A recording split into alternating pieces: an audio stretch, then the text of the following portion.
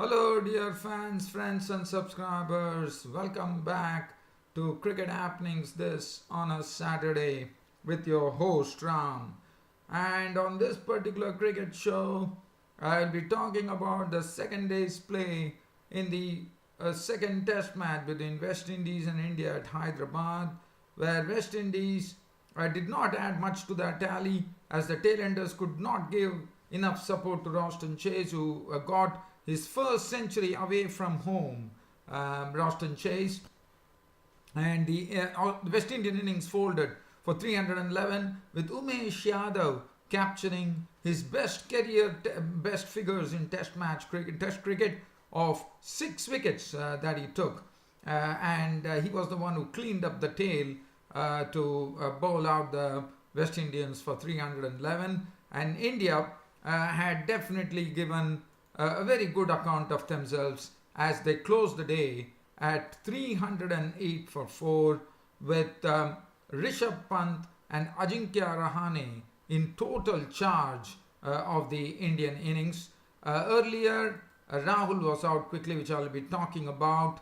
As far as if you look at India, looking at the Indian tally there, they had good contribution. Prithvi Shaw collected his second 50 in Test cricket, and he screeched along to 70 runs with 11 fours and 2 sixes.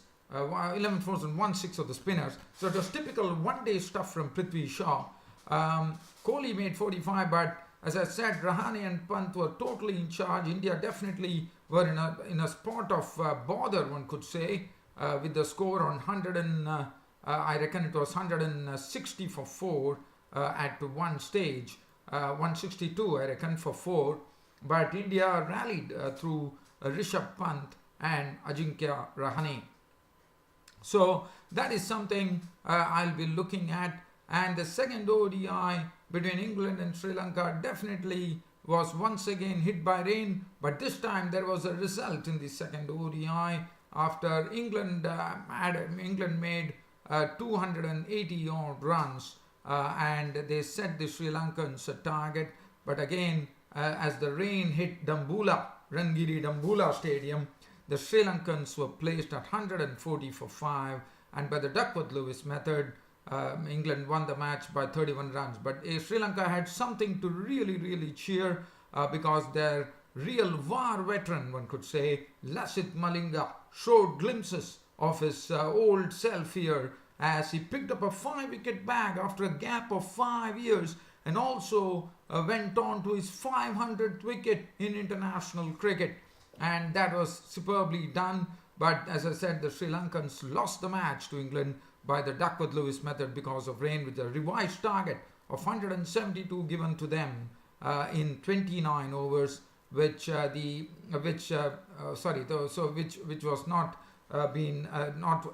was not achieved by Sri Lanka, and that was the end of the particular match.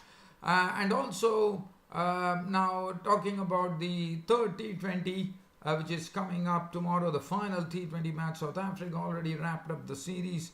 It's a matter of a mere formality, but Zimbabwe would be trying to do their best to go and get a sort of their first victory under the belt in the T20, if at all they could, against the very strong South Africans.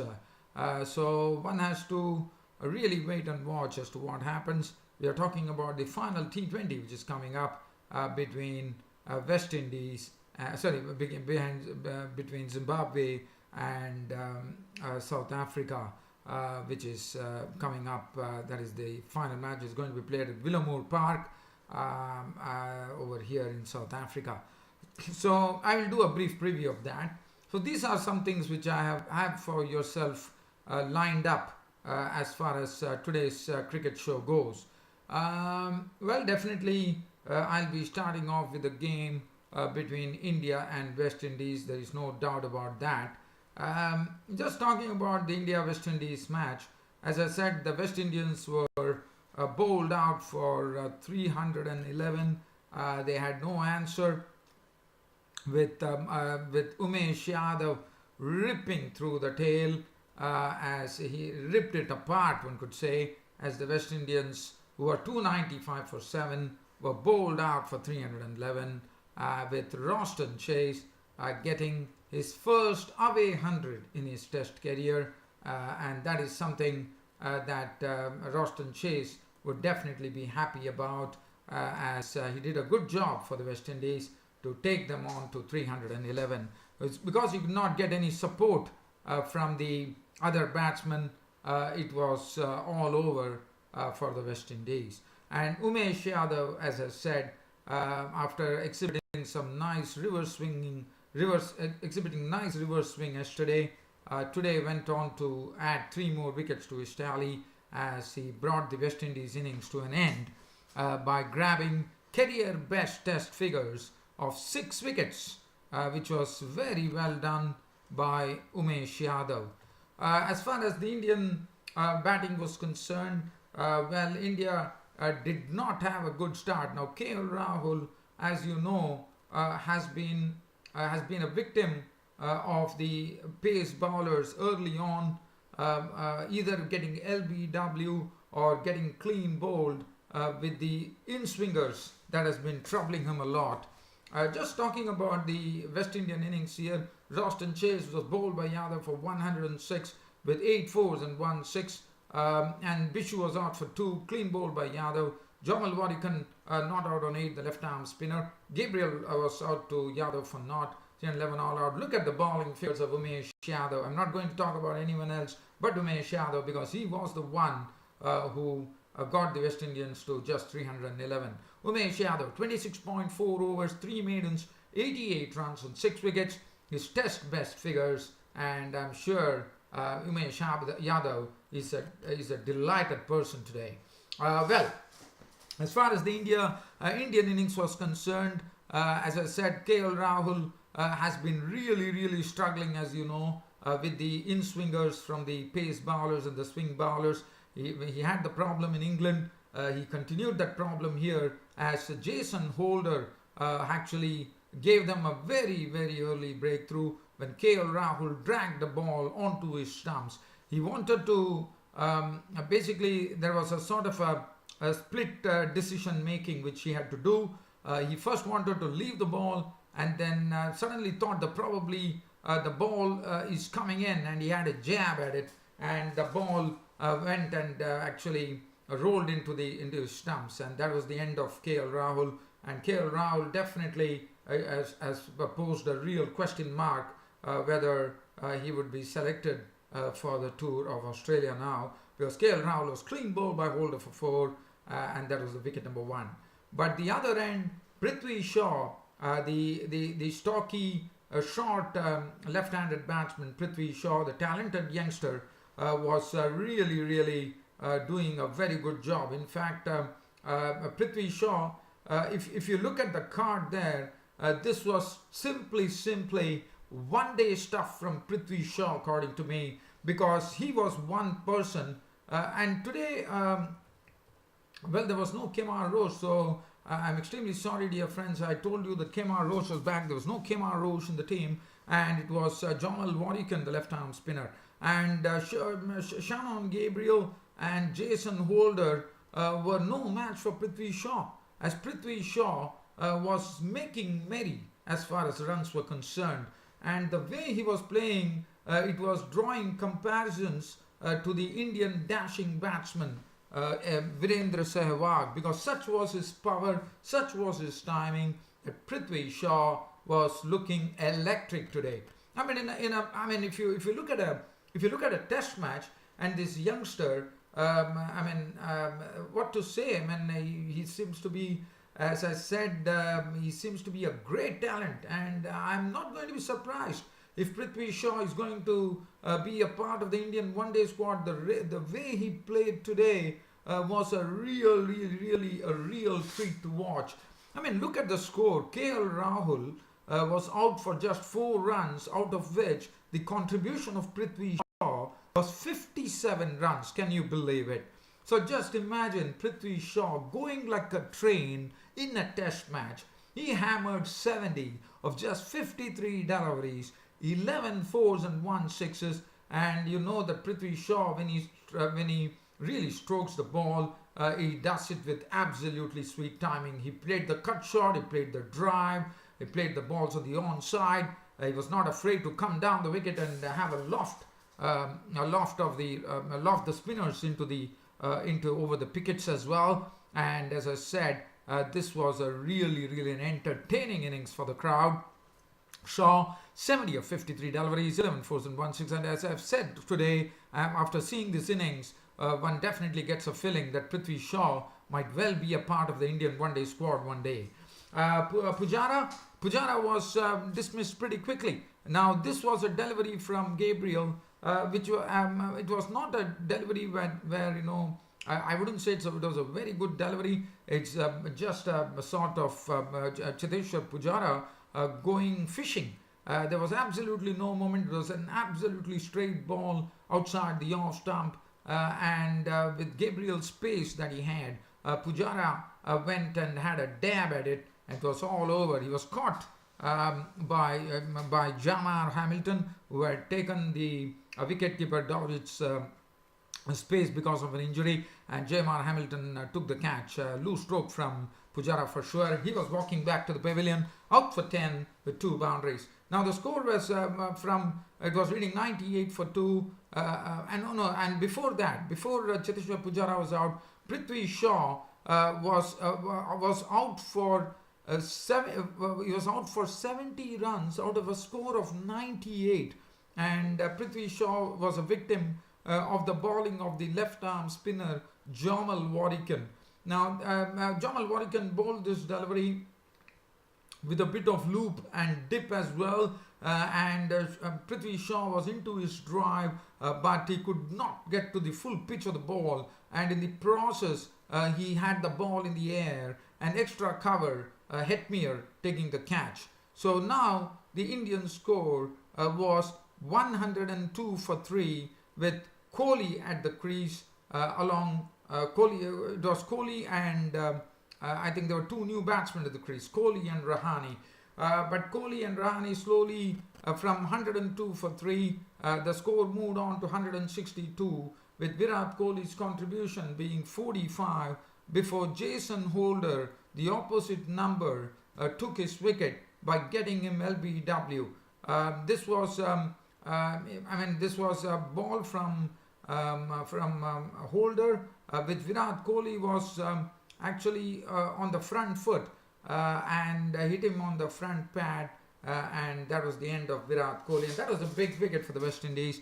And India and West Indies were doing a good job there because the score read 162 for 4 with Kohli gone, LBW ball Holder for 45 with 5 boundaries. Now from 162 for 4, definitely the West Indies were on the ascendant, no doubt about it. But Ajinkya Rahane, who looked a bit streaky towards the start and was not really playing the strokes confidently, had to take his time to really get himself back in form. But Rishabh Pant was the man at the other end who was really getting along very well. And as you know, he's a natural stroke maker, and he was actually creaming boundaries, and he was lofting sixes of the spinners as well. As Rishabh Pant was doing it, Ajinkya Rahane grew in confidence, and Ajinkya Rahane now started picking the right balls to score off, as he also interspersed it with some very good defense. And Ajinkya Rahane and Rishabh Pant put on an unbeaten 146 runs partnership to take India to close of play on the second day at 308 for 4, with Ajinkya Rahane's contribution being an unbeaten 75 with 6 boundaries. But look at the contribution of Rishabh Pant. Rishabh Pant was not out on 85 with 10 fours and 2 sixes, looking good for his century. And one hopes that Rishabh Pant does not play any rank bad stroke as he normally does when he actually reaches his century. Well, now the bowling, if you look at it, so India definitely 308 for 4, so it's only a matter of just 3 runs, and India still has a lot of batting to come in the form of Ravichandran Ashwin, Ravindra Jadeja still to come, so there is still a bit of batting left in this Indian camp. As far as the bowling was concerned, Shannon Gabriel 13 overs, 1 maiden run for 73, but the pick of the bowlers to me was the captain Jason Holder, who makes a big difference, and one could know as to why he was definitely missed in the first test match. 14 overs, 2 maidens, 45 runs and 2 wickets for Jason Holder. Jamal Warwick, the left-arm spinner, 24 overs, 4 maidens, 76 runs and 1 wicket. Roston Chase, 9 overs, 1 maiden, none for 22. Bishu, 19 overs, 4 maidens, none for 72. Brathwaite, 2 overs for 6 runs. So that was the match situation. So West Indies definitely have to really work hard on the morrow to get some very quick Indian wickets, if at all they need to really make they have to restrict India as far as the lead is concerned. So that is as far as that match is concerned. Now let's talk about the second ODI. Probably it will be a match summary here. Now England were the ones who actually batted first, and they totaled 278 for 9, and as I said, it was Lasith Malinga. Lasith Malinga was the one who gave them a very, very quick breakthrough first when he picked up the wicket of Jason Roy. The Delhi was angling into the pads. Roy wanted to flick it away, and there was a bit of a stop on the ball. The ball stopped as he tried to play the stroke, and it was all over. Dhananjaya taking the catch. He was gone for naught. Jonathan Barristow contributing 26 of 40 deliveries, which included 3 fours. And then they required a big partnership with both the openers back into the pavilion. It was the work of Joe Root and Morgan really chiseling together a partnership with Joe Root playing that percentage cricket that he normally plays. Morgan definitely initially started off a bit shakily, but later on was really breeding a lot of confidence as the score went on, and it was a 68-run partnership that happened between Joe Root and Morgan, and this is the time our friend Lasith Malinga came into the picture, as he was the one in fact Joe Root was the first to go. Joe Root was caught by Dhananjaya Silva of the bowling of the other De Silva, which was Dhananjay De Silva, who was the bowler. Dhananjay De Silva taking the taking the wicket of Joe Root for 71 of 83 balls, 6 fours, and then Morgan contributing 92 of 91 balls, 11 fours and 2 sixes, falling a victim to the bowling of Lasith Malinga's wiles. It was a slower delivery, and Morgan was definitely in the quest for quick runs at that stage, and it ended up with a catch back to Malinga. Let's have a look at Malinga's wickets there. Stokes contributed 15 of 22 balls, and Josh Butler was bowled by Nuwan Pradeep for 28 of 25 balls with 2 fours. But then, even though Josh Butler was gone and they had Moeen Ali and Vokes in the picture, and we all know that the England team does not have a very big tail. It has only a short tail in the form of Oli Stone. But Lasith Malinga was the one who really snuffed the England hopes of going over a total of probably 320 or odd, as he snuffed out the England batsman in a trice, one could say. As first he picked up the wicket of Moeen Ali. As far as Moeen Ali was concerned, he forced Moeen Ali with a slower ball Yorker. That was well done. It was real guile there, as a slower ball Yorker to Moeen Ali got his stumps absolutely wrecked, as Moeen was totally beaten by the slower ball Yorker, and it was a wonderful delivery, and it was his 500th international wicket. Chris Vokes was LBW bowled Malinga for 5. Another slower ball Yorker in the same way as what he bowled to Moeen Ali, but the only difference being that Chris Vokes was wrapped on the pads this time. He was gone LBW to Malinga for 5, and then finally Liam Dawson was sent back packing by Lasith Malinga as another Yorker, and that was the 5th wicket for Lasith Malinga after a gap of 4 years, as this was masterclass, as this ball nicely dipped into Dawson's off stump and was all over for Liam Dawson. Before even he realizes that, it was all over. Dawson was clean bowled by Malinga for 4, and then finally as I said, England's hopes were totally snuffed out by Lasith Malinga with some splendid bowling. And then finally, all that England could do was reach 278 for 9. Adil Rashid was not out on 19 of 15 deliveries with 3 fours. Ollie Stone making his debut was not out on 9 of 7 balls with 1 4. I would only talk about Lasith Malinga's figures. 10 overs, 1 maiden, 44 runs and 5 wickets for Lasith Malinga.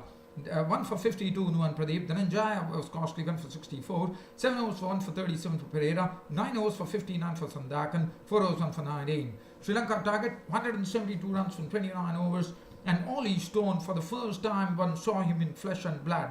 And let me tell you, he was the one who produced a ripper of a delivery to Niroshan Dikwala. And he took his first international wicket, as this ball was a terrific delivery from Oliver Stone. What one saw from this youngster Oliver Stone, that he was absolutely a fiery bowler. He was bowling with lots of pace, and he was also getting the moment in the ball as well. And this particular bouncer rose up to almost the shoulder high for Dikwala, and all that Dikwala could do was to try to avoid his face, got his gloves in front, and it was all over. Butler had taken a simple catch, and what a start to Ollie Stone's career. Niroshan Dikwala gone, caught Butler, bowled Stone for 9 of as many balls with 2 fours. And after that, it was Chris Wokes getting into business. He picked up the wicket of Vipul Taranga for naught. Chandimal was gone, trying to drive a ball from Wokes. Clean bowl for 6 of 13 deliveries, 1 4. And then Dawson picked up the wicket of Kushal Pereira for 30 of 37 balls with 4 4. Shanaka was out for 8 to the bowling of Wokes. And then the rain came in. And then they had a revised target of 172 and Dhananjaya De Silva and Trisra Pereira were doing a good job. But all that they could do was muster 140 for 5, and that ended in England winning the match. Dhananjaya De Silva not out on 36 of 50 deliveries. He included 2 fours, 1 6. Trisra Pereira was in smacking form, 44 not out, 49 deliveries, 1 4 and 3 sixes. And that was the game over. Look at the bowling of Ollie Stone on his test debut. Very, very impressive. The England captain Morgan had big words for Ollie Stone, saying that now there's a lot of competition in the England lineup, and he's probably trying to think as to how they can keep Ollie Stone out of the World Cup. So that is a big tribute to this young bowler, really pacey, really, I think is the fastest bowler now in England. Ollie Stone, 6 overs, no maiden, 1 for 23. Chris Wokes was brilliant, 5 overs, no maiden, 26 runs on 3 wickets. Liam Dawson, 6 overs, 1 for 26. Moeen Ali, 10 overs, none for 47. 2 overs for 15 for Adil Rashid. England leading the 5-match series 1-0. And just before I go, just wanting to say, as a mere formality, South Africa take on Zimbabwe in the final T20 match, and where Zimbabwe would be hoping to get their first win under the belt in the T20, even though South Africa have already wrapped up the T20 series. Well, dear fans and subscribers, it was a really quick cricket show here. I had to really rattle along, and thank you very much for your company and watching Cricket Happenings. This is your host Ram, signing off for the day. Thank you.